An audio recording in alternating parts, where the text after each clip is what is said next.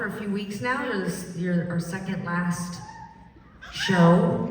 Technically, we have another show, but it's not listed on the website, so I'm torn between saying 2 and 3, and my gut told me to say 2, but then the other part of me said, be honest with them, so it's our third last show. The show is a lot like this. We share a lot of our inner thoughts that we usually keep to ourselves, but for the most part, that seems to be going over fairly well here on this Ontario tour, so I hope we'll fuck it up tonight. We've been out on tour for a few weeks playing. It's been really fun. It's been nice to be up here playing songs and telling stories. I don't know, I just feel, what a great job. Just like, that this is what we get to do. I mean, it's just been lovely. Sarah, are you having a good time? I am, yeah. We were just talking backstage about how all our ailments, this is a nice paced show for getting older. It's nice. It really is nice. I was actually thinking about, like, I haven't been doing a lot of, even though we're touring an album that came out over 20 years ago, I haven't actually been feeling very nostalgic or even particularly sentimental about this album or that time. I'm enjoying playing the songs, but I haven't been reflecting that much. And then today I thought to myself, like, what am I, like, am I avoiding something? I was listening to a Jungian podcast, and it was about, I don't know, that's just a little insight into me, what I was doing today, but yeah, like, I think there's like something very Virgo or just very arrogant about listening to a podcast about therapy and going like, yeah, I don't need therapy right now, I'm like fine. Like, I listen to that, it feels like schoolwork. I sent it to my wife, like, my work here is done, you know?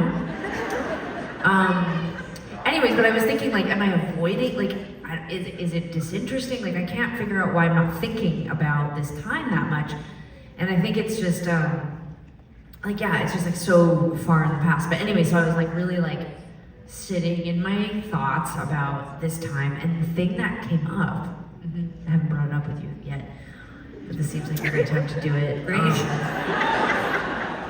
Was when we were touring this album, we did a lot of touring in the United States. Like, we really were like actively pursuing a career in the States, and we were doing this tour during that time when there was that sniper on the East Coast who was like shooting people's in like the Michael's craft store parking lots and stuff. Do you remember what I'm talking about? Everybody here is thinking what I'm thinking, which is like, why is she bringing? But that's what I'm saying. But that's what I'm saying is like, it was a weird time. Like, we were okay. So like,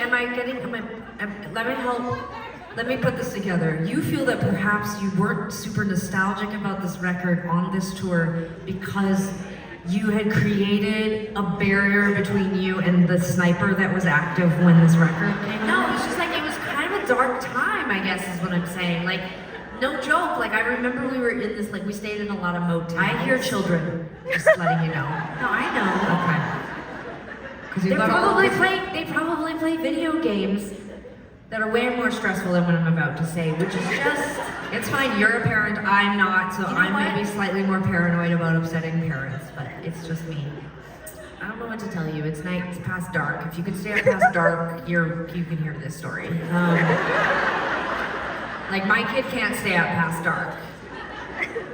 Like today, or yesterday, I was playing him some music that Tegan and I liked when we were kids, and there's like a Fred Penner song called The Cat Came Back the Very Next Day. Listened to that song since I was a child. That is way darker than what I'm about to say. They talk about disappearing a man who doesn't like their cat in like a million pieces. Okay, that's fine. So tell us about what happened while this Fred record. Penner can get into that kind of graphic detail in a children's favorite. I can just tell you that during the touring of this album, it was like weird times. We were like out there, like in the wild, you know, and there was like crazy stuff happening, and we would stay at these motels in the United States, and you know, we would be afraid. Like, we would get out of the van and we'd run into the motel, and we would like turn on the news, and we would see like had they found whoever was doing this.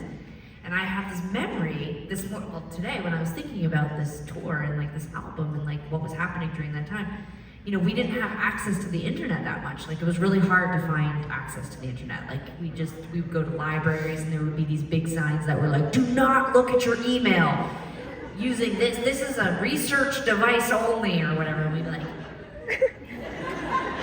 looking down, the librarians are like, come on in, whatever you want to look at. Nobody's looking, I promise. You can just do whatever you want on the computers.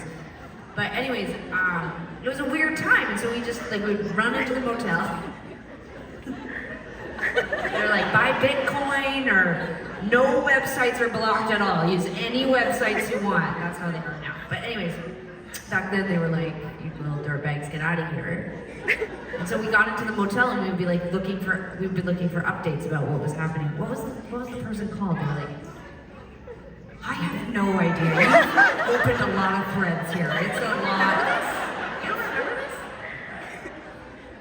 this? DC Sniper, thank you. One person in our crew isn't an asshole. And so, anyways, the DC Sniper, so we would get in there, and one time, we were across this, our motel was across the street from an active shooting range. So we get into the motel, and we're just like, you know, doing our usual things that we do when we get into motels. Hey, this is the inside shit. You want some inside shit? Here it is. We get into the motels. We take anything extraneous off the beds, because they don't clean those. You put them in the closet. You try to make the place feel a little bit more homey. And then it's like, pow, pow, pow, pow. Like, you just hear all these gunshots. You can imagine. And I just remember being like, I really, really want to go get chips from the vending machine. Like, is it safe to do that? Clearly we're not. I didn't know it was a shooting range, but I just knew, I was like, I think it's over, and I definitely want to go get chips from the vending machine. Anyways, that's a little slice of life for what we were trying to tell.